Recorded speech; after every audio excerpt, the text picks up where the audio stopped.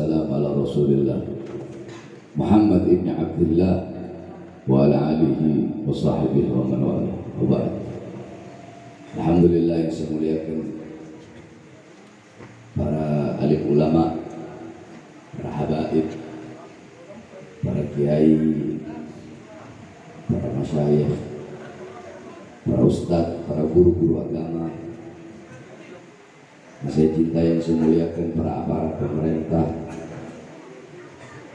dan lebih khususnya yang saya cintai, yang saya muliakan seluruh saudara-saudara saya, masyarakat Desa Tumpal.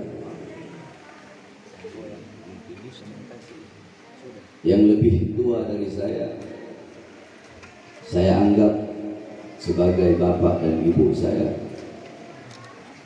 Yang lebih muda dari saya anggap sebagai anak-anak kandung saya. Saya tidak panjang lebar. Alhamdulillah, saya bersyukur kepada Allah Subhanahu wa Ta'ala, yang dimana pada malam hari ini Allah Subhanahu wa Ta'ala mempertemukan kita di tempat yang penuh dengan keberkahan ini. Sebagaimana yang saudara-saudara ketahui, bahwasanya selama hampir 3 tahun saya mendekam di balik jeruji besi di dalam penjara. Saya selama 1 tahun berada di Polda Metro Jaya, di Polda Jabar. Kemudian 8 bulan saya berada di lapas Cibinong. Kemudian 2 bulan lebih, hampir 3 bulan, ketika saya keluar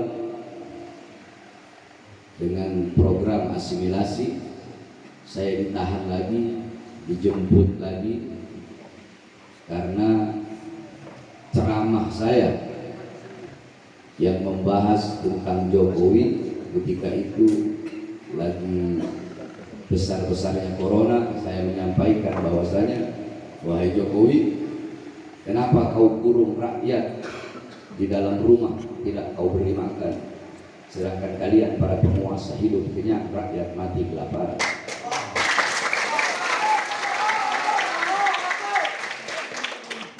Kenapa kalian para pemerintah biarkan pribumi Indonesia pengangguran, sedangkan tenaga kerja kalian kirim terus dari asing? Ceramah saya membela rakyat, membela bangsa itu dianggap sebagai provokasi, dianggap meresahkan masyarakat. Tetapi setelah saya tanya, masyarakat mana yang resah? Yang resah masyarakat atau pemerintah yang resah dengan ceramah saya? Kenapa? Karena mulut saya, lidah saya bagaikan alkohol. Kalau orang-orang bilang kita lidah sama dengan tikus. Siapa? Kita mencari tikus. Alkohol itu kalau kena luka sakit atau tidak? Sakit. Tapi kalau kulit yang tidak ada luka kena alkohol, dingin apa sakit? Nah, berarti ketika orang mendengar ceramah saya, kena lidah saya, dia merasa tersinggung atau merasa sakit, berarti dia memiliki luka. Kalau dia biasa-biasa saja, berarti tidak ada luka. Berarti benar apa yang saya sampaikan. Nah, karena saya ceramah itu, saya ditahan lagi, dibawa ke lapas Gunung Sindur, maksimum security, tahanan kelas berat, tahanan beresiko tinggi. Baru 2 hari saya di situ, murid-murid saya berada di luar, puluhan ribu orang menggeruduk lapas, sehingga pintu lapas, pintu penjara itu jebol. Demi keamanan, akhirnya saya dipindah ke lapas Nusa Kambangan. Sepanjang sejarah tidak ada habib atau ustadz atau kiai yang dibawa ke lapas Nusa Kambangan gara-gara ceramah, kecuali Bahar bin Ali bin Smith.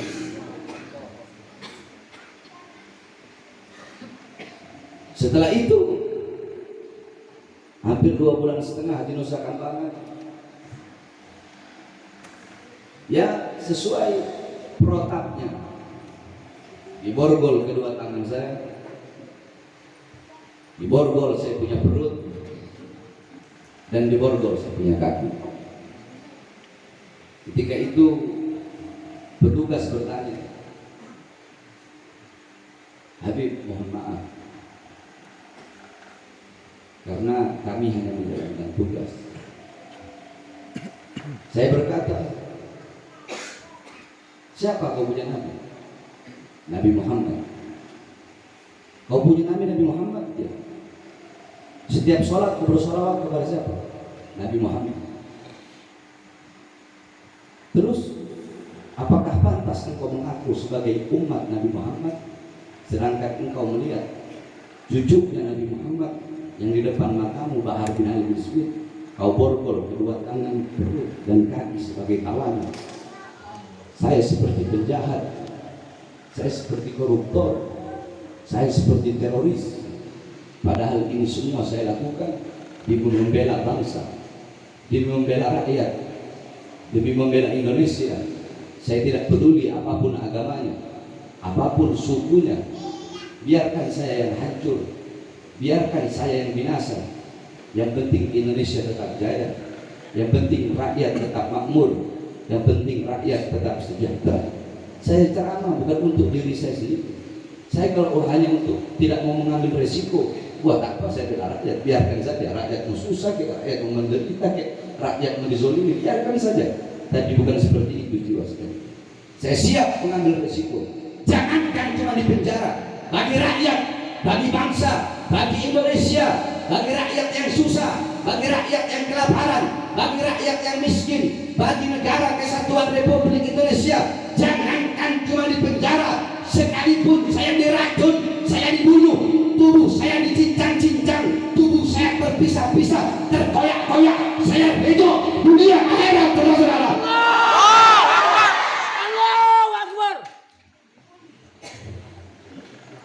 Setelah dibawa ke Gunung Sindur, saya menjalani hukuman selama 1 tahun. Baru saya dibebaskan kemarin pada tanggal 27 hari Minggu. Setelah itu saya keluar bebas murni. Tidak ada pembebasan bersyarat, murni. Setelah saya keluar, jadwal saya sudah penuh. Jadwal ceramah keliling itu sudah penuh sampai 2024 awal, full jadwal ceramah keliling Indonesia sampai keluar negeri. Tapi saya sempatkan waktu sekitar 15 hari kemarin, 1 minggu bersama keluarga kita pergi jalan-jalan, dan saya sempatkan waktu, walaupun banyak murid-murid yang saya belum terima di sana, saya sempatkan waktu untuk pergi ke Manado, hadir acara 40 hari saya punya kakak. Padahal tadi ada acara besar yang harusnya saya hadiri, yaitu reuni alumni 212, yang dimana saya tidak bisa menghadiri karena saya harus pergi ke Manado, ziarah ke kuburnya saya punya abah Habib Ali, ziarah ke Habib Abdurrahman, ziarah ke Habib Alwi, ke keluarga pemakaman Bin Smith. Baru saya pergi ke Desa Tumbak yang sangat saya cintai, karena walau bagaimanapun saya punya ibu adalah orang Tumbak. Jadi Bahar bin Smith tidak akan pernah bisa dipisahkan dengan suatu desa yang walaupun terpencil yang bernama Tumbak. Setiap orang yang mengenang Bahar bin Smith, maka dia wajib mengenang desa Tumbak.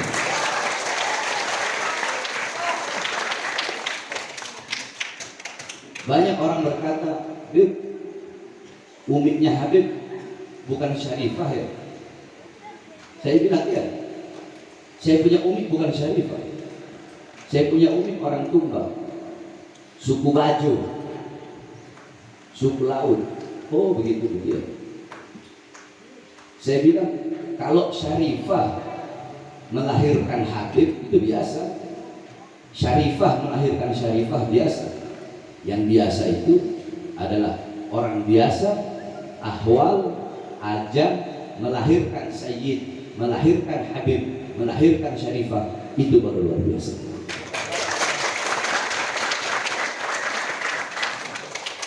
Dan wanita biasa yang melahirkan seorang Sayyid, Syarifah, dan Habib, salah satunya saya, Bahar bin Ali bin Smith, adalah seorang wanita yang lahir, yang tanah airnya berada di tempat yang kaki saya injakkan sekarang, yaitu Desa Tumbak. Makanya seluruh masyarakat ini, seluruh ibu-ibu Desa Tumbak saya anggap sebagai ibu kandung saya, seluruh bapak-bapak Desa Tumbak saya anggap sebagai ayah kandung saya, seluruh yang anak-anak muda yang lebih tua saya anggap kakak, yang lebih muda saya anggap adik, anak-anak kecil saya anggap sebagai anak-anak kandung saya. Kenapa? Karena bagi saya Desa Tumbak adalah umi bagi saya.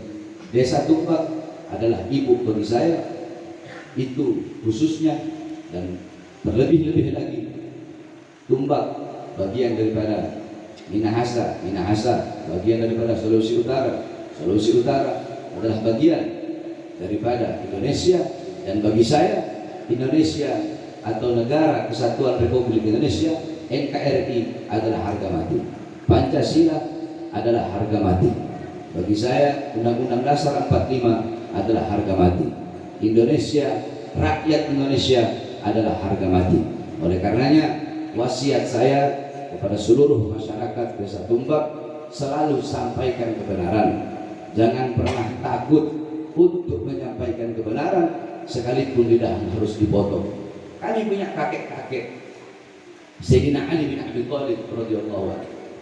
Beliau dibunuh. Kenapa beliau dibunuh? Beliau dibunuh karena beliau berada di barisan paling depan untuk menyampaikan kebenaran. Sayyidina Hasan diracun, Sayyidina Husain radhiyallahu anhu, beliau dibunuh. Kenapa? Karena beliau terdepan untuk menyampaikan kebenaran. Darah-darah beliau mengalir dalam darah kami, para habaib. Oleh karenanya kami tidak akan pernah mundur untuk menyampaikan kebenaran sampai titik darah penghabisan. Maka saya sampaikan kepada seluruh masyarakat Tumbak, bukan hanya masyarakatnya saja, tetapi khususnya kepada para pemerintah-pemerintah. Di sini ada anggota dewan dari Partai Gerindra. Dulu waktu acara di Sentul, saya pernah bilang kepada Prabowo, "Hei Prabowo, saya dukung kamu jadi presiden." Kami beda dengan ulama-ulama yang lain. Kalau ulama-ulama sebelah dukung presiden, presiden kasih mereka uang. Kami ulama-ulama yang lurus, kami dukung kau. Kami akan ceramah kemana-mana, pergi, kami keringat, kami keluarkan uang sendiri untuk mendukung engkau jadi presiden. Tapi kalau engkau jadi presiden, engkau hianati bangsa, engkau hianati bangsa, engkau hianati negara, engkau hianati Indonesia, engkau hianati ulama, maka kami akan mengurungkan engkau. Itu saya orangnya. Oleh karenanya, anggota dewan, Anda anggota dewan, Anda adalah wakil daripada masyarakat. Maka Anda jangan hanya mementingkan kepentingan perut, kepentingan kursi, kepentingan jabatan. Anda diangkat oleh rakyat. Begitupun bupatinya. Mulai dari apa? Tingkat bawah. Kepala desa, camat, bupati, wali kota, gubernur, presiden, mereka semua diangkat oleh rakyat. Rakyat Indonesia adalah ibu kandung pemerintah. Makanya pemerintah jangan macam-macam dengan rakyat Indonesia. Sebab kenapa? Rakyat yang bisa menaikkan pemerintah sehingga mereka berkuasa, dan rakyat juga yang bisa menurunkan pemerintah dari kursi kekuasaannya. Oleh karenanya di sini kata anggota dewan, sekali lagi, Anda harus berpihak kepada rakyat karena Anda adalah suara rakyat. Anda adalah wakil rakyat. Jangan pernah Anda pedulikan Anda punya perut sendiri. Jangankan Anda, Prabowo saja saya ingat ketua Gerindra. Pedulikan masyarakat. Di sini banyak masyarakat yang susah. Pedulikan kepada mereka. Sebab seorang pemerintah kewajibannya adalah peduli kepada rakyat, melayani rakyat, bukan melayani perutnya, bukan melayani keluarganya, tetapi melayani rakyat. Maka kita doakan mudah-mudahan seluruh pemerintah, mulai dari tingkat kepala desa, anggota dewan, terus bupati, gubernur yang ada di Sulawesi Utara khususnya dan di seluruh wilayah-wilayah Indonesia, mudah-mudahan menjadi pemerintah yang mengerti dalam urusan agama, pemerintah yang adil, pemerintah yang baik, pemerintah yang bisa mensejahterakan rakyat, pemerintah yang bisa memakmurkan rakyat. Amin amin ya rabbal. Itu saja sedikit yang saya sampaikan. Sekali lagi, semata-mata saya datang di sini demi kecintaan saya kepada seluruh masyarakat yang ada di Desa Tumbak.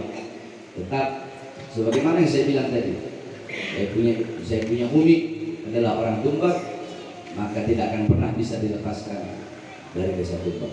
Ini saja yang bisa dapat saya sampaikan, sedikit sambutan. Selanjutnya kita akan dengarkan kalau bisa nanti yang lagunya lagu-lagu Melayu, sebab masyarakat Tumbak ini kita identik terbiasa dengan lagu-lagu Melayu. Lagu-lagu Mas Habib, Husain Tawafi, Insyaallah, Bahaswan, Ahmad Jais, Said Effendi, Aramli, Masya Allah, almarhum Alham Abad